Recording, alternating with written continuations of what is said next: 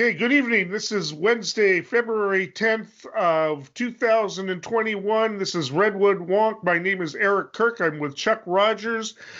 Big news of the day. We're on the second day of the impeachment trial. I'm going to state that while I do not believe there will be a conviction, that they'll be able to get 17 senators, I think that it's such a powerful case is being made that it's establishing an historical record.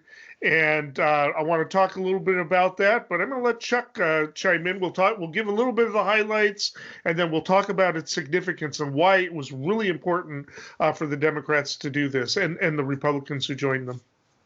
Well, yeah. Good evening, Eric. I think you touched on what I think is the most important part of this, and that is that there is a historical record of what really happened about the reality of January the 6th. 2021. And to me, that's the most important thing, since what we're doing is competing with an alternative reality. So there is now going to be a real record about what happened. And the evidence for people who have been keeping up with it at all is overwhelming. If this were not a political process, it would be an open and shut case, in my view. I agree that they probably will not get 17 Republican senators to join the Republicans to convict. But as overwhelming as the evidence is, and we've already heard a few people on the Republican side who have been moved by the evidence so far, not 17, but we'll see. I'm not holding out any hope for that. I wouldn't bet on it, but I think that there will be, 7 or 8 Republicans maybe that side with the Democrats and vote their conscience. So we'll see. But the evidence is clearly overwhelming.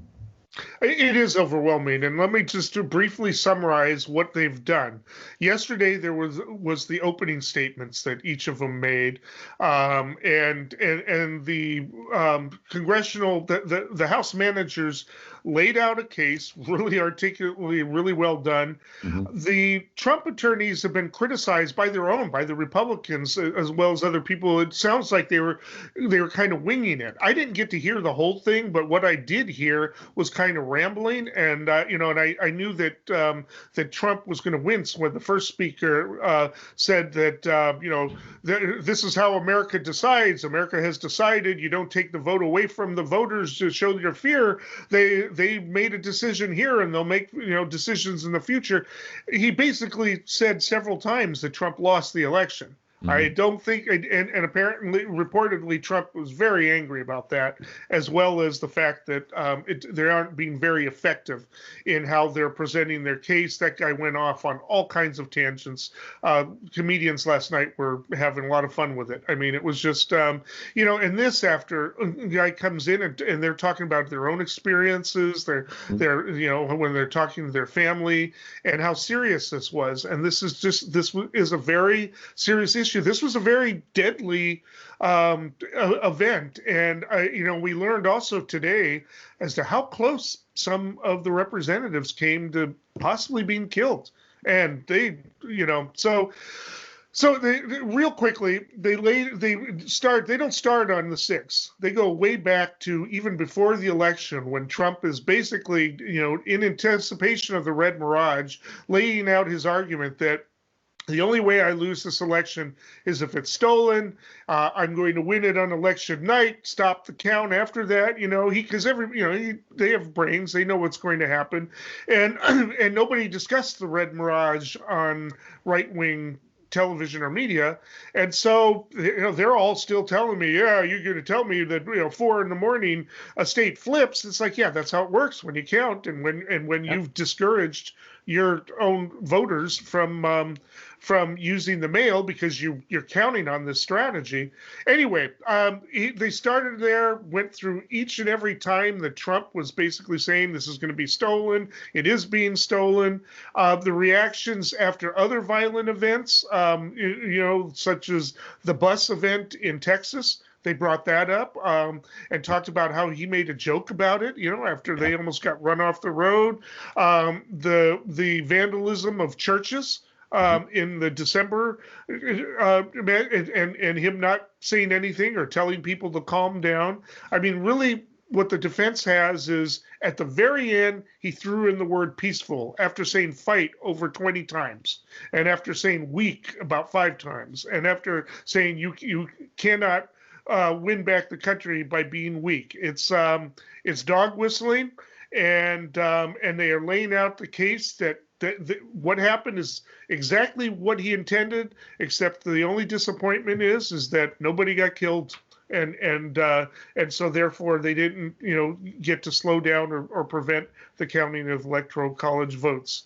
I don't know if you want to add anything. I know both of us were working, so we didn't get to see everything, but we got to see some things. Yeah, I want to compliment the House managers. I think the case that they're presenting is well thought out. It's well researched. The House managers are all well spoken. They're taking their time to make sure that everything is presented in the proper order. They're moving from point A to point B to point C in a very logical way, and they are presenting, as you mentioned there, they're going back in time to lead up to what happened, to remind people of the groundwork that was put there in place over a long period of time that led up to this event. I think one of the most interesting things for me today, and again, this is Wednesday evening, the second day of the trial, was that it appears that some of the Republicans are not paying attention at all, a few. Others, though, have been clearly moved by some of the video that they had not seen before. Yeah.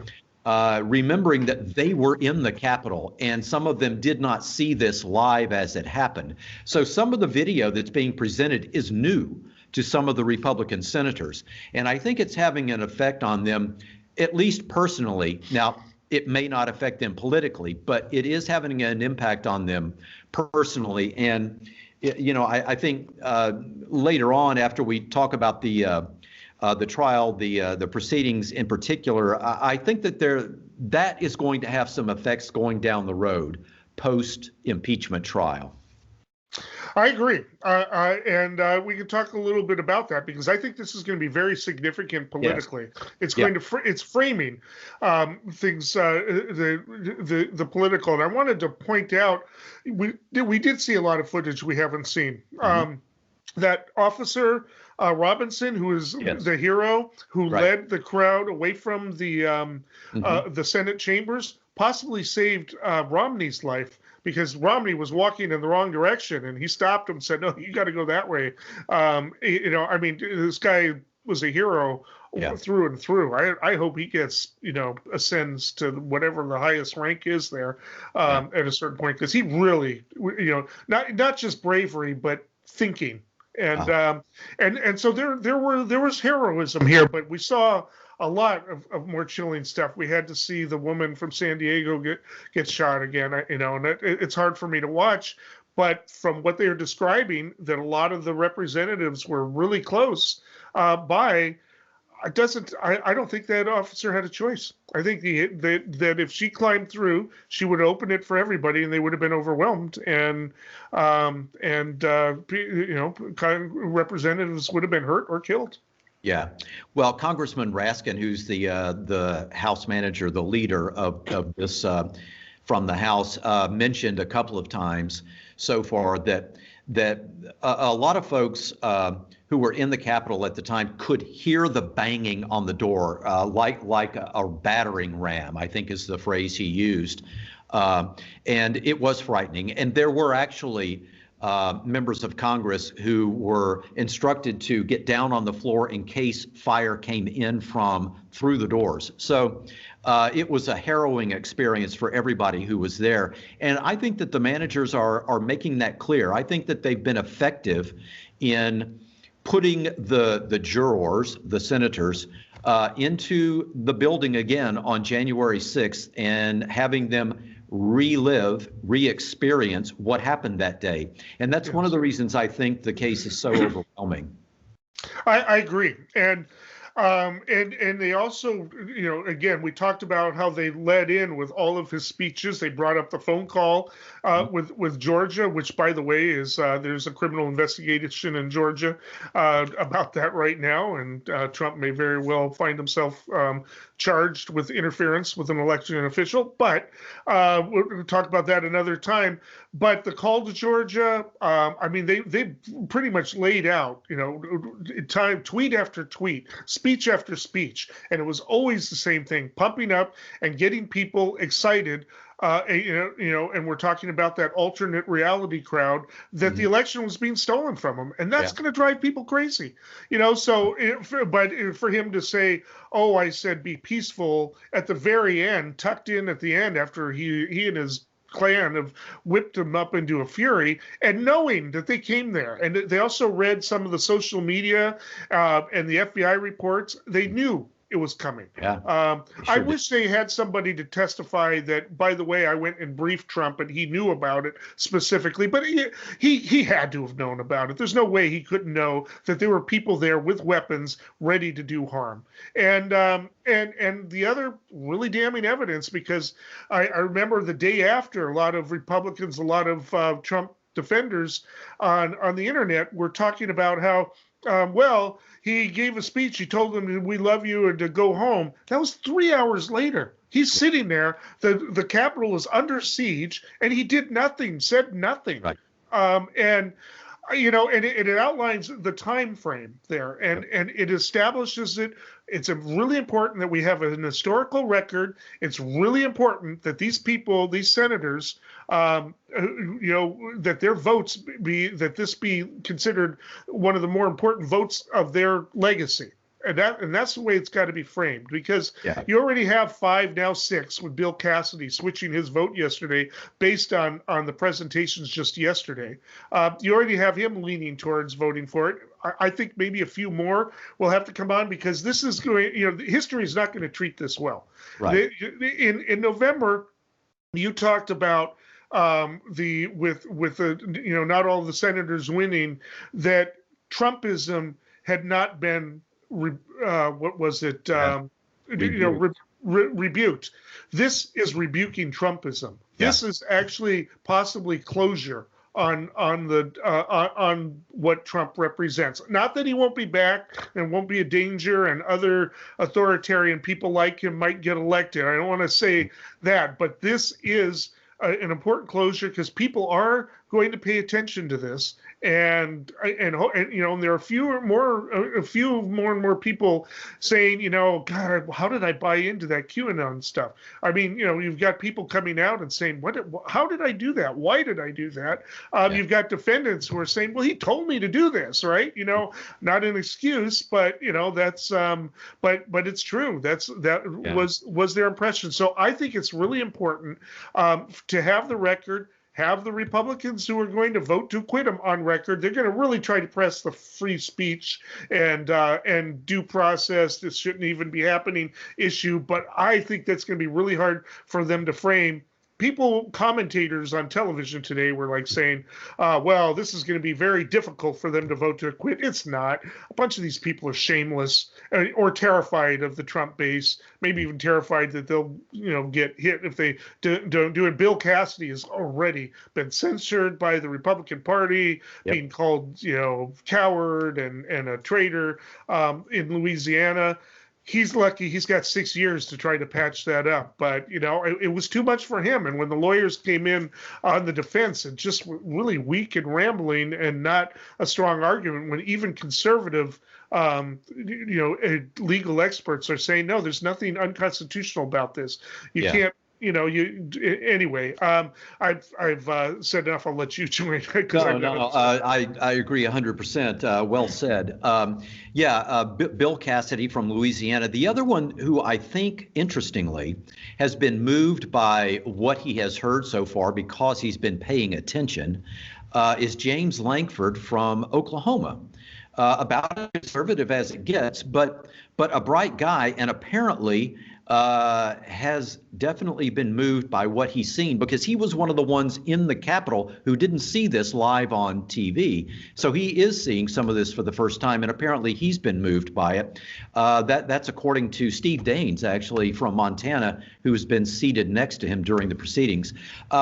So, who knows? The point being that even the most conservative Republicans do know what's right and wrong here.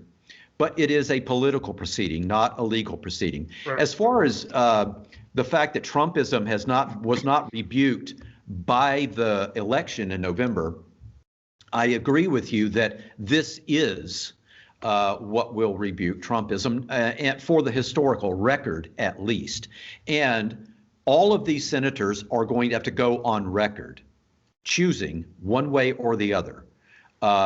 Do they think that what happened on January 6th was related to what Trump had done for months and months and months, even during the campaign, and rises to the level of him being convicted for that, or not? They're going to have to go on record for posterity. And historians who look back will, I think, judge harshly those who don't have the courage to do the right thing here. Yeah. I mean, everybody talks about the Brandenburg test. And I've got a lawyer friend of mine, kind of a right winger, locally, people you would probably recognize his name, says, well, he didn't call for specific, illegal actions. He didn't actually ask them to do anything illegal. But that's not the test. The Brandenburg test is if you say things that you intend to create the result, and it in fact does, and it's immediate, that is the standard test. Whether you knew and should have known or should have known that what you were saying in the context of the situation was going to create a volatile situation. There's no way he could know that saying fight and accusing Republicans of being weak and Giuliani talking about trial by combat and Don Jr. I mean, it's just it goes on and on. They intended for that. You can't. The way they were all giddy in that clip of the film beforehand, I don't know if that got shown today, but there's a clip of the Trump and the family dancing to Gloria, before he's going out to speak. They're not giddy about a bunch of people going with placards and saying, down with the Democrats and correct the election. They expected action. Yeah. It wasn't a strong plan. This wasn't the most brilliant bunch, but what they did hope to happen was that there would be enough chaos and that people would be killed, such that the counting of electoral college vote would be suspended. Then all this and stuff happening all over the country to allow him to declare martial law and declare the election invalid, and then plan a new election that he could control. I mean, I think it was a pipe dream. I think it was a stupid plan, but I am convinced that was his plan. Yeah.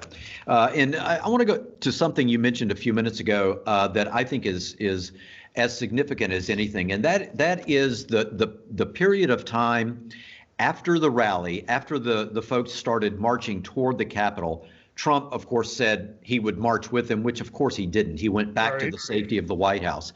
It's that period of time where he's back at the White House, and he's actually, reports say, watching all this on television.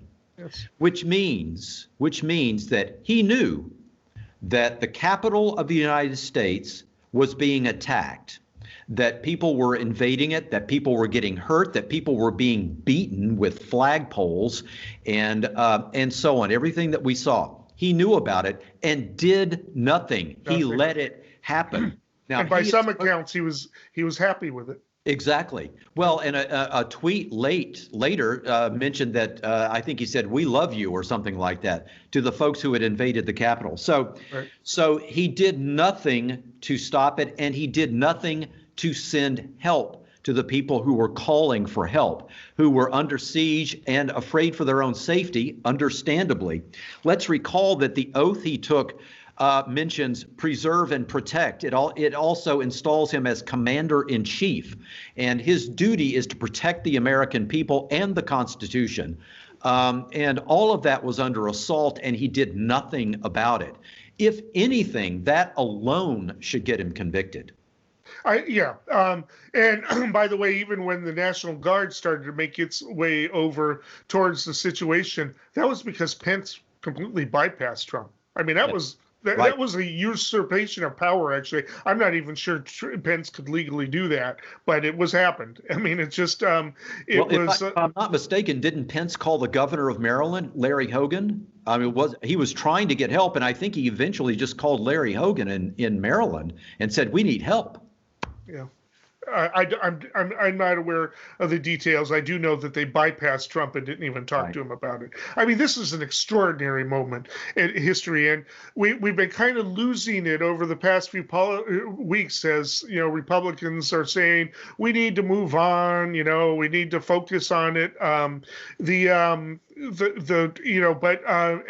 is staying quiet, as he should. No need for him to start tweeting comments. I mean, that's the difference here. He needs to stay out of it and let the process happen. And I thought I was going to be disappointed. I thought that the Democrats were already saying, "Oh, we need to move on." That's why they'd agreed to no witnesses.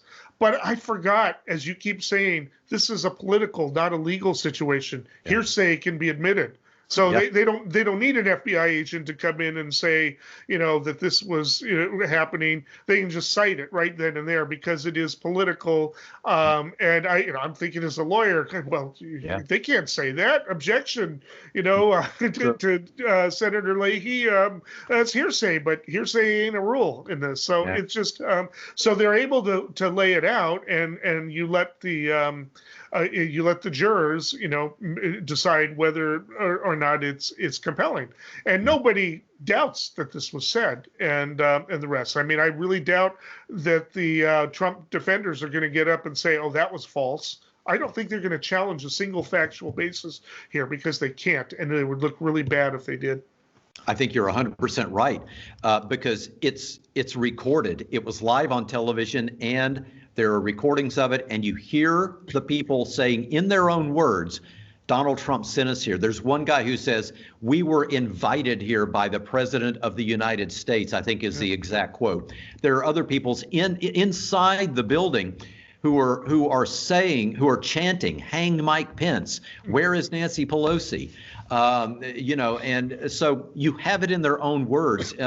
In a sense, all of the people who are on video and you hear their voices, in a sense, they're testifying.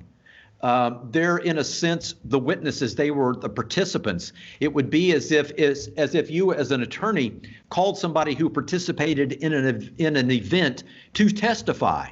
That's what's happening on tape there. You're hearing them, and they're giving you the why and the how of what they're doing, and you can't refute it. That's why it's so overwhelming. As far as what the Trump's defense is going to be, they went through on day one the whole constitutionality issue and dealt with that. They've tried a First Amendment, but you don't have to be an attorney to know that even the First Amendment does not protect somebody from screaming fire in a theater. And in a sense, that's what Trump has been doing for the last 6 months about the election. So that's weak as well.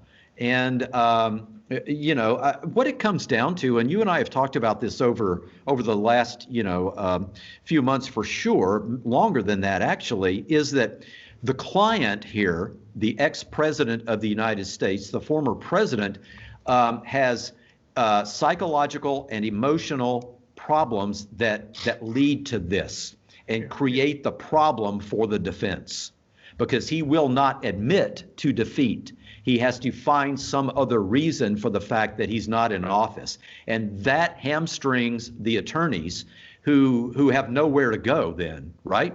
Yeah. Well, and one of the reasons that, a lot of people are like saying, oh, these attorneys are sloppy, they're winging it. Part of the reason they're winging it is they had to come in at the last minute. I mean, they had to get a brief done, and of course there were typos in that brief and everything, but they had to do things in a hurry because Trump lost his whole prior team. Supposedly on strategy, they didn't want to be, claiming that the election was stolen or anything like that. Personally, I think it's because they wanted a retainer. I mean, he's already burned Giuliani reportedly, burned Cohen, So I think they wanted the money up front, and he didn't want to give it. That's just not how he does business. But we'll never know. But at any rate, so I'm really curious as to what they're going to do. They're going to make the free speech argument that it's okay to say fight. It's hyperbole. Grown people aren't supposed to take it literally. He means fight in a political way, not in a literal way. And same thing with trial by combat, expecting that all of these people in the crowd are emotionally stable, rational people that, they're just going to go and hold signs outside and remind Congress that they have a duty to, whatever. But it's, but they've got a problem with that. And I think one of the big problems is that they're going to hit on over and over again, and I think the defense will just completely avoid, is the 3 hours in between the speech and the tweet where he says, "Oh, we love you, go home." I mean, after this is happening, where he does nothing. And that's really, they homed in on that several times today. I mean, that goes to it. The best argument I thought that the defense made yesterday is, well, how come none of these criminal cases are alleging conspiracy and naming the president as a conspirator? Well, he wasn't a conspirator. He's smart enough. It's kind of like the gangsters, right? They don't say, I want you to go kill somebody. They say, take care of it, right? At least in the movies. Mm-hmm. They don't say, I'm going to threaten his life. They say, I'm going to make him a deal he can't, or an offer he can't refuse, right? The famous line. Right. You talk in code so that you don't get there. But to say fight over 20 times with a crowd that has armed, and there are reports that they intend to actually kill people. I mean, that, you don't do that knowing at best it could be gross negligence, but I don't think it was. I think he actually hoped people were going to be killed. I'm sorry. Well, it could be. He knows that for sure. But I'll tell you what, that whole First Amendment argument, to buy into that, you would have to agree, and tell me if I'm right or wrong about this, you would have to agree that the words of the most powerful person on earth do not matter. And I, for one, think that just isn't the case. I think that somebody who sits in the Oval Office in Washington, D.C. needs to be adult enough and professional enough and mature enough to know that what they're saying carries a lot of weight for a lot of people. Yeah. And if anybody should have known that, it was Donald Trump, based on his experience at his rallies going back years. So I don't think that their First Amendment argument holds water at all. It might in Congress, but it certainly would not in a court of law. No, it wouldn't. I mean, because incitement is rarely somebody saying, "Okay, we're going to go over there and burn the place down," right? Exactly. That's not what demagogues do. They know better. They're smarter than that. But what he should have heard, because we all heard in the recordings, is we're going to take the Capitol. They were screaming that. So unless he's deaf, became deaf or something, he obviously heard that, and nowhere did he say, no, that's not what I mean. I don't mean fight literally. I don't mean, do violence. Please stay peaceful. He throws peaceful in, but it's just like an afterthought. It's something to cover his butt later, and something for his attorneys to argue. He knows very well that they're going there, and it's not going to be peaceful, because a peaceful rally isn't going to accomplish anything. All it would do is they'd be outside, and there would be a little bit of news coverage. People inside counting the votes wouldn't even hear them.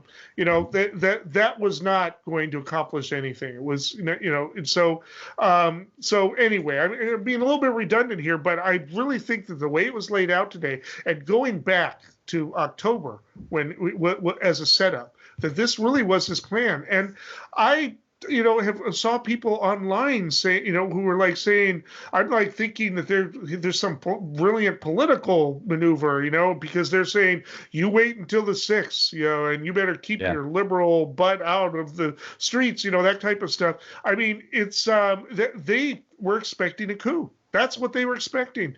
And, and the fact that we have now a situation with millions of people who could support a military coup, is really a scary, dangerous thing. It's probably the most dangerous thing that our republic has faced since the Civil War, and we really that's why this trial was essential. It needs to be made clear these were crazy claims, way out of line. That about the stealing of it. There's no merit to it whatsoever. It needs to absolutely be said over and over again. It's just crazy stuff, deliberately playing to get people angry to reach a crescendo. Something of the 6th. And I think the only disappointment Trump has is that not enough people got in there and nobody got killed. Yeah, well, and let's also remember that leading up to the 6th, Trump encouraged his followers to be there on the 6th and told them, and I think this is the correct quote, it will be wild.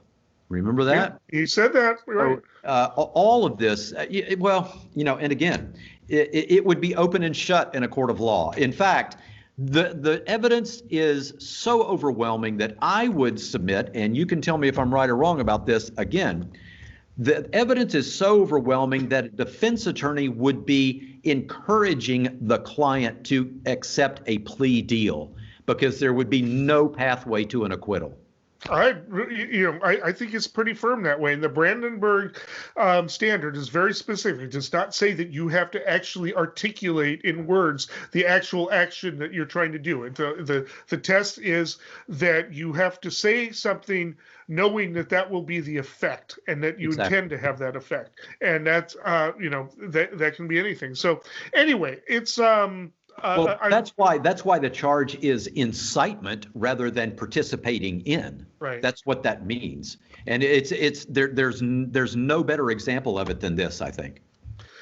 Well, anyway, I mean, we're watching history here. This is not going to be a complete. What do you call it when you get rid of a demon in religion? Exorcism, right? Yeah. But it is going to be a little bit of closure to the Trumpism, at least temporarily, and it will set up. I mean, the Republicans who vote against it their legacy is going to be impacted, and it may even affect them in some of the states time around, especially Johnson in Wisconsin. I think with the stance he's taking and the way he slammed Bill Cassidy today, I think he's probably planning to retire. That's the only explanation, because I don't think he can win in Wisconsin after this, and especially if he votes to acquit. Yeah, you bring up a good point there about Ron Johnson. It's hard to figure what his calculation is, because while it's true that occasionally Wisconsin will vote red, other times it votes blue. Wisconsin is absolutely a swing state. It's not reliably red, not deep red at all. And you would expect somebody who's taking the positions that he's taking in the face of all of this evidence that's being introduced still. It's hard to figure what he's doing. So maybe he isn't planning on running again. I don't know. But in a state like Wisconsin, where you need to balance what you say because it's not reliably red, I have no clue what his calculation is. Well, and I think that's why he resents Bill Cassidy, because it's being reframed as such that that it's not just a Democratic a plot here. You've already got 5 or 6 senators. You have the 10. Even McConnell was kind of hedging and saying, "Well, you should vote your conscience," but that's also what McCarthy said. Right. And, before before he started to even slam Cheney himself for those votes. So we'll see if he really means it. But again, I don't think McConnell likes Trump. Trump's phone call to Georgia cost him the Senate. So, that's it. But let's remind ourselves, though. I mean, I am glad that there are Republicans showing some integrity, but Bill Cassidy was, at the front edge of trying to overturn ACA and bring it back into what insurance companies was. I'm not a fan of his. I'm glad he's sane enough that he's recognizing he wants to jump ship here. Now he's got 6 years. He just won re-election, so he's got 6 years to and to hope that there are short memories, of people there. But people calling into the talk shows down there he knifed us in the back, so he's got some work to do. But this is a reality. This is, reality check. One of the things about Trumpers, and I've learned this, my cousin has just completely gone Kool-Aid. He was raised a hippie kind of a guy, but he's been through some trauma, and I'm not going to go into the details, but he is hook, line, and sinker into Trump, and he will not even, I tried to send him clips to this show, this show, he will not watch it, because the Trumper thing is you do not expose yourself too much to stuff that would. He said he got through a minute and a half and couldn't stand the lies. Says that our upbringing, yours and mine, blah blah blah, was corrupt, and the rest. And so you avoid anything. It's kind of like Amway, where you avoid negative products, right? You avoid anything that could undermine your state of mind. You got to stick with your media. That's why they're going to Parler. I mean, that's why because in order to keep that alternative reality going, you got to isolate yourself. And so, are they watching this trial? I mean, if they're watching this trial, then the votes like Bill Cassidy and the rest, and all of them start saying, well, why did he vote that way, right? That's not the question that the Republicans want Trumpers to be asking right now. Yeah. Well, it's interesting you mentioned Senator Cassidy. Let's remember that he is a physician. Which I've called into question, well, why would he be opposed to access to health care and things like that? He has done some things that are inexplicable to me, but he is a bright person, and I wonder if it's just more than he can accept anymore.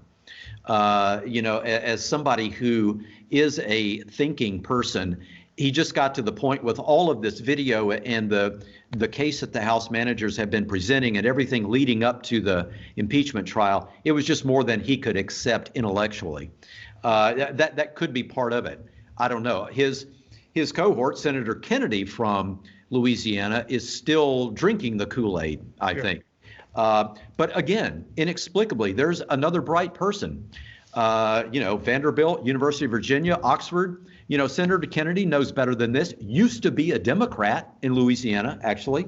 So a lot of this you just can't explain other than the crazy politics that we're involved in right now. I do see, though, that there are some Republicans outside of the Lincoln Project, by the way, outside of that project, who are beginning to speak up about what their next moves will be, understanding that, as you said earlier, this is a permanent record.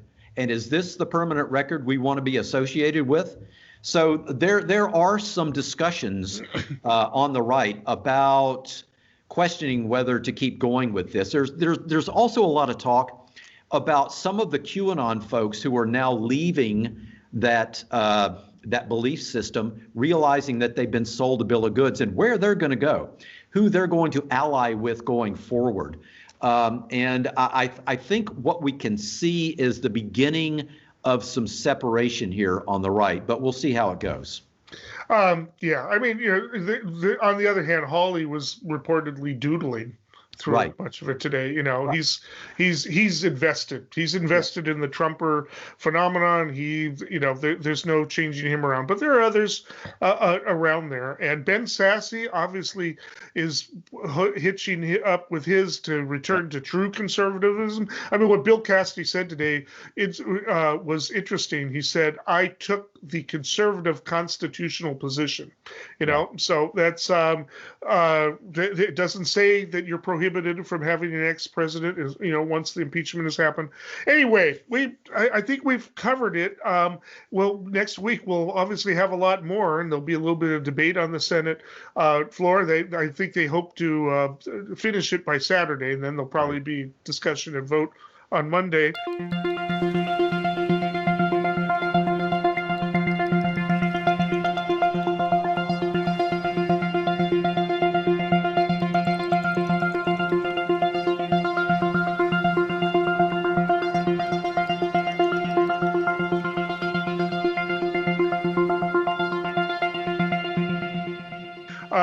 There are other things going on. Biden is keeping quiet, as he should. I've mentioned that. But, we do have also this COVID bill and a bit of drama around that. Are the Democrats going to have to push it through with reconciliation, or can they work out some type of compromise?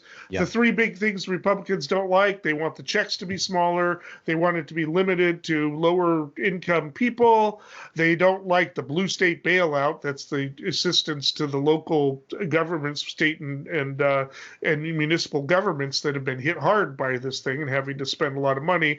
A lot of it due to the lack of a national policy. And then the $15 wage increase, or pardon me, the minimum wage of $15. Those three things seem to be the primary things that are of controversy, and so it'll be interesting to see what it looks like before it's done. Manchin kind of goes back and forth saying, maybe I'll support a $12 minimum, but not a 15.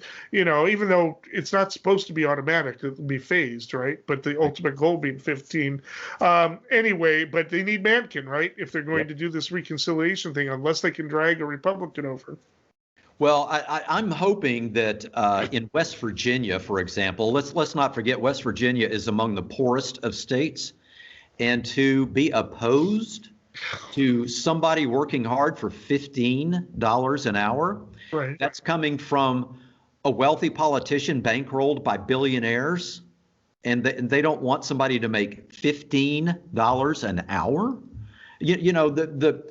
The constituency of the Republicans would benefit by that, especially the current Republican constituency. Yep, absolutely. It makes no sense that they're opposed to that, but they are. And I don't know how they sell that to constituencies in places like West Virginia and Mississippi and Alabama and South Carolina and Tennessee and Louisiana and Oklahoma and Arkansas and Kentucky.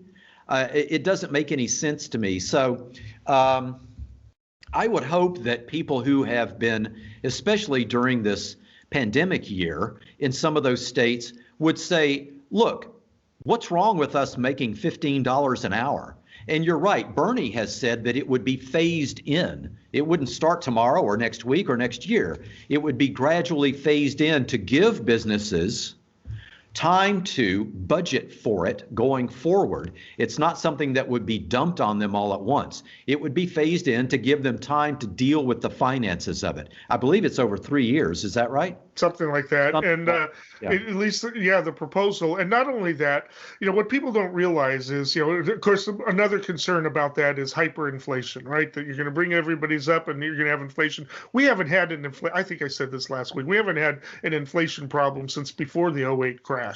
Right. I don't even think we had much then. When we have an inflation problem, it's usually because we got a lot of spending on a war or something like that, right? Or the price of oil goes up, and forces everything else up. But but the fact of the matter is those people who get that 15, they're going to spend that. They're not going to put it away. They're going to spend it. A few of them might, but they're going to spend it on consumer goods. So that will have a Keynesian type effect, a stimulative effect by itself. It raises it. So maybe initially businesses have to say, okay, I'm going to have to cut one or two people. But then the more money those same businesses make, the more they need to pick it up on the next round. And we worry we can curb inflation by curbing spending in inflationary times. That's when you should be doing it. It's always odd. We have it backwards economically, that we go into a recession and then governments are strapped because the money isn't coming in, so they cut their budgets, which pulls even more money out of the economy and actually aggravates it. We've never pulled out of a recessionary phase and out of budgets deficits by lowering our spending. We do it by increasing revenue generating transactions. That's how you do it. And that's what the $15 an hour do. It would create a consumer base. That could buy the products, that companies make. Henry Ford understood that. He was a crazy SOB, anti-Semite, obsessed with the protocols of the Elders of Zion. But he understood that people couldn't buy his cars unless they got paid. There right? You go. So it's just there is some, but you ask why, it doesn't make any sense. It's because these people are influenced by lobbying the Club for Growth and quite frankly the National Commerce Club, that they don't want to have to be paying this stuff out because they would have to figure out how they're going to adapt their business. They don't want to work. I mean, they talk about lower class being lazy. Upper class don't want to work. They do not want to have to go after money. They want it handed to them. I mean, that's why we don't have innovation as much, sometimes. So anyway, I'm on a rant. Well, the political class represents the funders, not the voters. That's because our system is broken to such a point that they can get away with that. They can represent the will of the people who fund their campaigns and keep them in their lucrative political careers, rather than the folks who work and vote for them. That's part of our big problem here. And to your point about the $15 an hour wage, people who would be looking forward to getting a raise to $15 an hour are likely people who are living paycheck to paycheck. And in fact, they go down to zero with each paycheck. So you're absolutely right, 100% right, that raising the minimum wage to $15 would in fact put more money into the consumer economy, which is what we have in this country, because there would be no choice.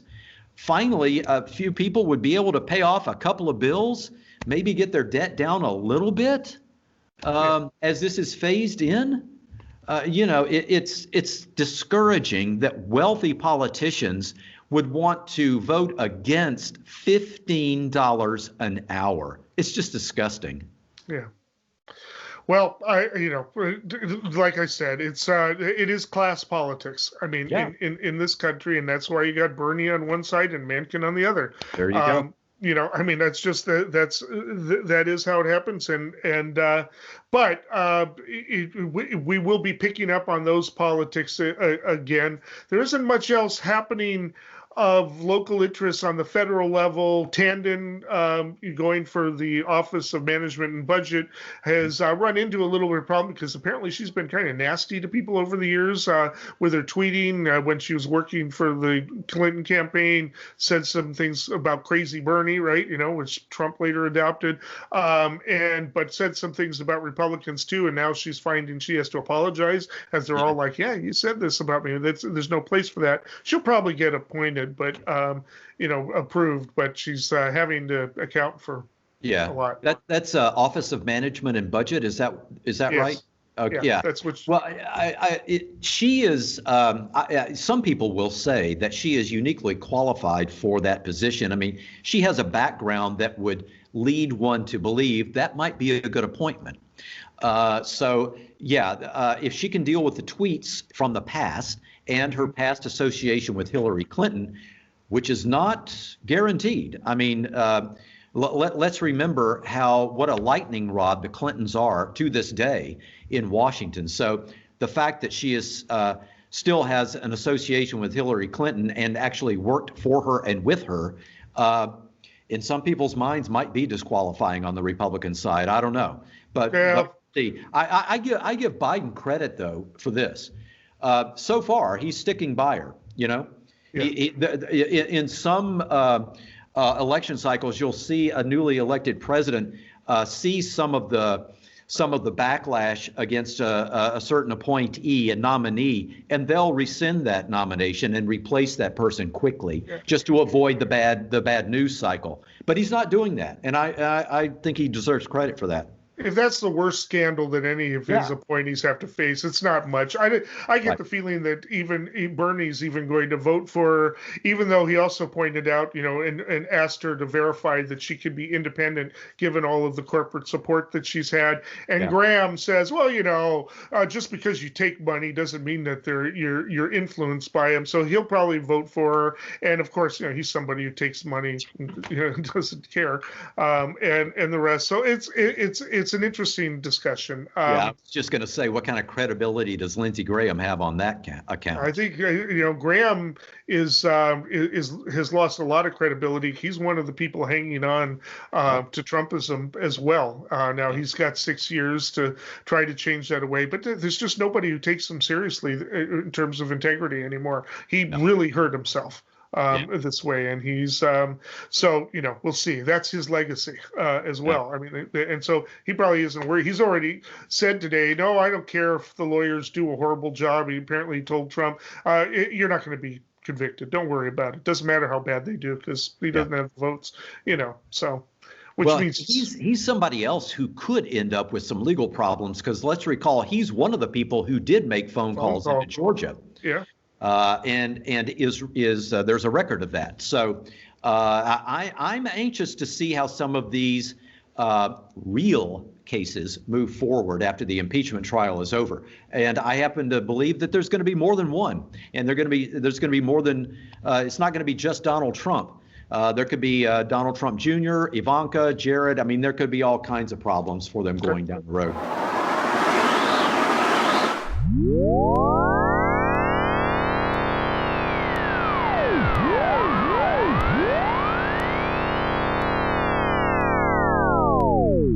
All right. It is the time of our show in which we provide predictions, which I'm starting to get better. My first few predictions of the year didn't work out so well, but they're starting to work out now. But Chuck, why don't you go ahead? Just two quick ones.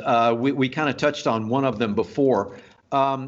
Keep an eye on former Congressman Charlie Dent in Pennsylvania, Republican, but kind of a centrist Republican. He seems to be, from what I've been reading, he seems to be somebody who is going to try to move forward with trying to separate conservative Republicans from the Trumpist Republicans. And he seems to be serious about this. He's a bright guy and still has a lot of access. He's recently in Congress, so he still knows a lot of the folks there. So watch for what he does soon. Here's the second thing to watch for. The Fair Representation Act, and people can look this up.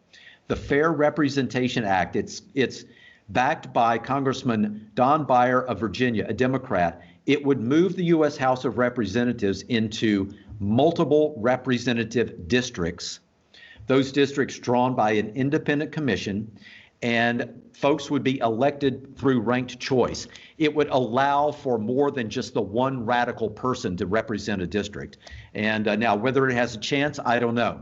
The folks who are backing it seem to think this is the time that it could get some traction. So I think it will at least get an airing in Congress. I don't know whether it would pass, but it will at least start to be talked about, which is good. All right, my prediction real quick. COVID bill will pass either through reconciliation or through some type of arrangement. Everything will survive, including the 1,400 payments, except for the wage. And it's unclear as to whether or not the minimum wage increase, can be covered through reconciliation. Biden has already, I thought, made his first mistake, unless it was deliberate, to lower expectations. But he already said, I don't know if that's going to get through. So Manchin is interested in a $12 an hour compromise. But if it can't pass through the reconciliation, it's probably going to have to come back later as a standalone bill. So, I was just going to ask, do you think that it would come back as a standalone bill then? It will. It will come back. Whether it passes then, who knows? But It will come back. Yeah. All right. Well, you've been listening to Redwood Wonk on KZZH or on Access 12 television. We will be back next week, probably talking about the trial again, because much of it will have happened and probably the decision will have been made. But who knows? History moves quickly, because if it's resolved on Monday, a lot can happen between Monday and Wednesday. So we may have some other things to talk about as well. No, we didn't even get to. Okay. Well, until next time.